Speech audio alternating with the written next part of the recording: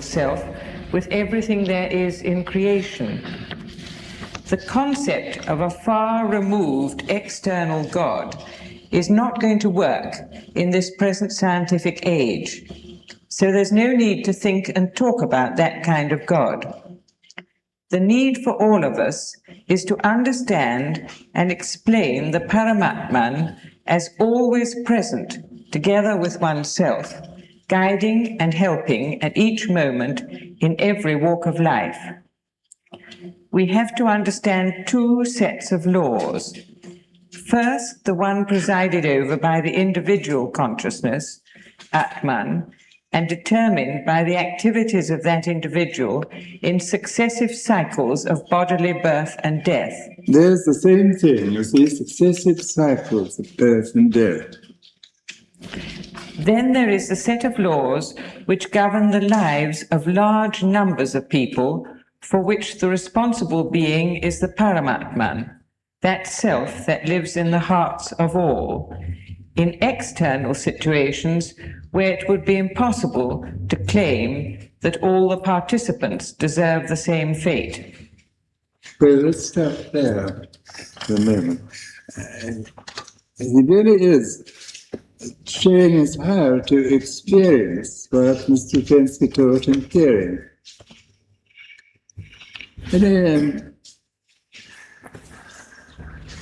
And most people want to say it's very hard to express what we all know, really, inside, because there's no ready-made language. Is it possible to hear more about colour? You just mentioned something about colour. Oh, yes. Kaffe Fassett asked, is it possible to hear something more in relation to this about colour? You mentioned colour earlier. Oh, yes, quite possible, yes. And there's so much that the octave of visible light, which is the background of all the variety of colours there is placed in exactly the place that Professor Schaefer is talking about. It's in quite a different cosmos, comes from quite a different cosmos, and there's no reflection of that. But it's perfectly valid to take the hot colours and the cool colours as part of the colour cycle chart. And if you'd like to come along sometime, we can show you that. But the first thing is to understand this as a general principle which applies to everything, not only the octave colour, not only the harmonics in music, the octave of 7 harmonics, sounding in resonance, the periodic table of elements, it's everywhere, you see. And we only see it everywhere when we look inside ourselves and experience it. So go ahead on that, Fassett. I'm sure you'll make it. You don't have to be awfully clever to do this. In fact, it's possible to be too clever and miss it completely. Dr. Rose, I was trying to think of what you said about the average cell of a man having a lifetime of 24 hours, and yet we appear to remain the same person. And I was trying to think of trying to see how we begin to understand cosmos is more in relation to our different levels within us. Yeah. And is the repetition of a moment of now in this diagram you've shown us, is this what constitutes our subtle level?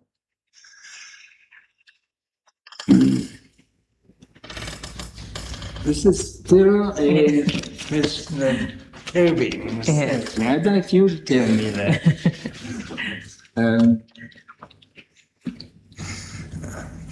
I can only say that the subtle level is in a state of chaos and a state of flux. And one can't get hold of anything while one stays on that level. One has to go through to the causal level where everything is beautifully ordered and everything, we're all the same. And where the Atman reveals himself and where the realized man and the highest parts of all of us are all together and one. And from there, one can answer such difficult questions.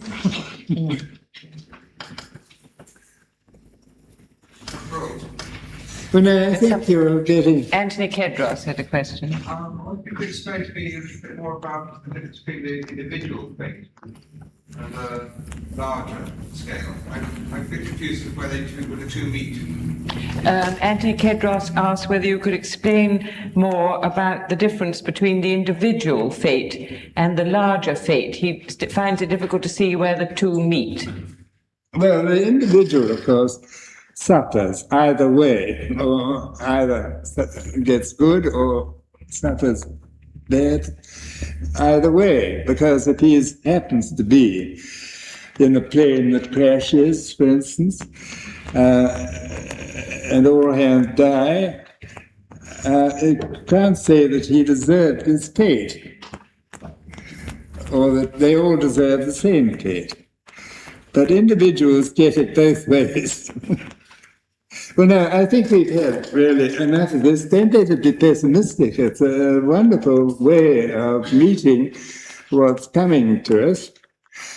And now I would like to play a little more of Arriaga's music, which we find so good, especially as Senor Juan Miguel is here. He missed last Monday, and we're going to have a 4.5 minute movement from his symphony, which he wrote as a teenager. He died at the age of 19.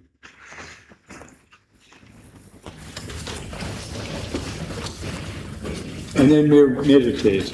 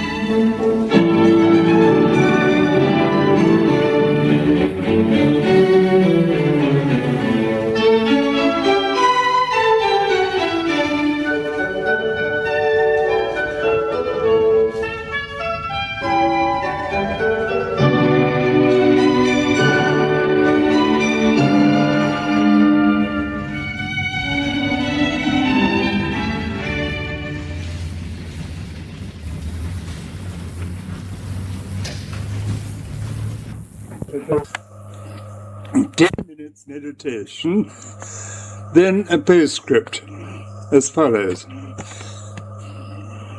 Although much neglected, the dimension of repetition in time is by no means unknown in the West. For example, the late Professor A.N. Whitehead, who was a don at my college, Trinity, Cambridge, and elected FRS in 1903, became Professor of Mathematics at Imperial College London. Has a chapter in this small book, An Introduction to Mathematics, published by Thornton Butterworth in the Home University Library, 9th impression, 1939. He has a chapter called Periodicity in Nature, which begins thus. The whole life of nature is dominated by the existence of periodic events. That is, by the existence of successive events so analogous to each other that without any straining of language, they may be termed recurrences of the same event. The rotation of the Earth produces, on its own axis, produces the successive days. It is true that each day is different from the preceding days. However abstractly we define the meaning of a day so as to exclude casual phenomena. But with a sufficiently abstract definition of a day, the distinction in properties between 2 days becomes faint and remote from practical interest, and each day may then be conceived as a recurrence of the phenomenon of one rotation of the Earth. Again, the path of the Earth round the Sun leads to the yearly recurrence of the seasons and imposes another periodicity on all the operations of nature. Another, less fundamental periodicity is provided by the phases of the moon. In modern civilized life, with its artificial light, these phases are of slight importance. But in ancient times, or in the present time, where electric light is not available, in climates where the days are burning and the sky is clear, human life was apparently largely influenced by the existence of moonlight. Accordingly, our divisions into weeks and months, with their religious associations, have spread over the European races from Syria and Mesopotamia, though independent observances following the moon's phases are found amongst most nations. It is, however, through the tides, and not through its phases of light and darkness, that the moon's periodicity has chiefly influenced the history of the Earth. Our bodily life is essentially periodic. It is dominated by the beatings of the heart and the recurrence of breathing. The presupposition of periodicity is indeed fundamental to our very conception of life. We cannot imagine a course of nature in which, as events progressed, we should be unable to say, this has happened before. The whole conception of experience as a guide to conduct would be absent. Men would always find themselves in new situations, possessing no substratum of identity with anything in past history.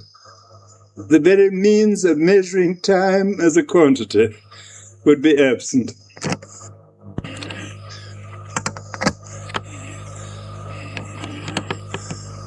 So much for repetition in time, which can be seen in the diagram by taking the line before, after, as a circle. But in Mr. Ouspensky's writings, we find descriptions of another kind of repetition, which can be placed in the same diagram along one of the vertical lines of now.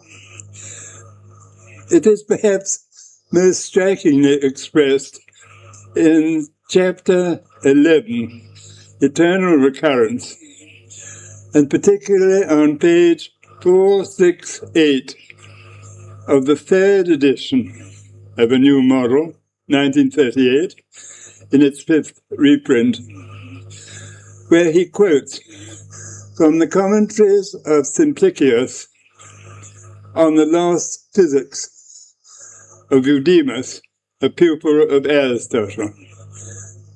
Full stop. Again, you see, it is a Greek source.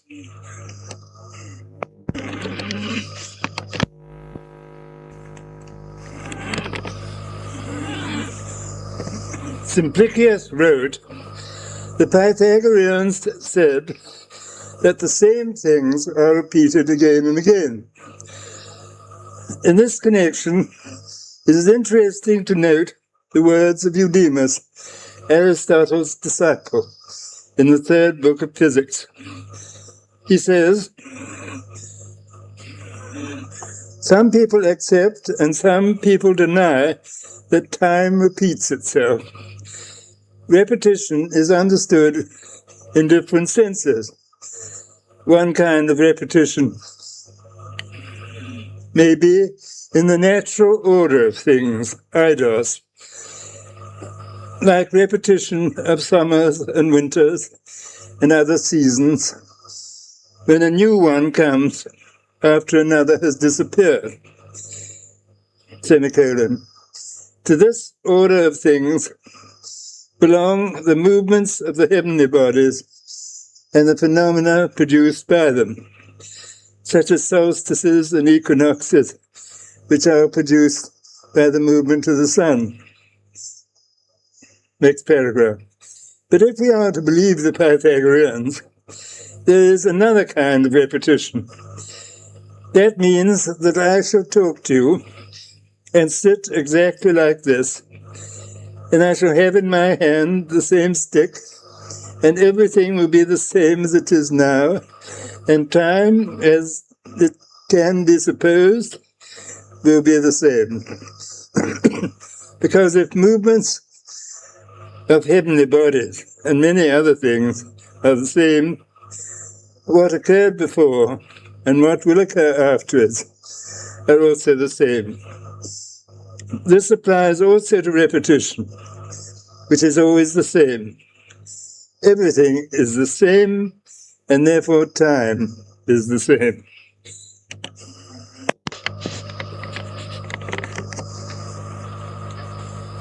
Mr. Ouspensky goes on to comment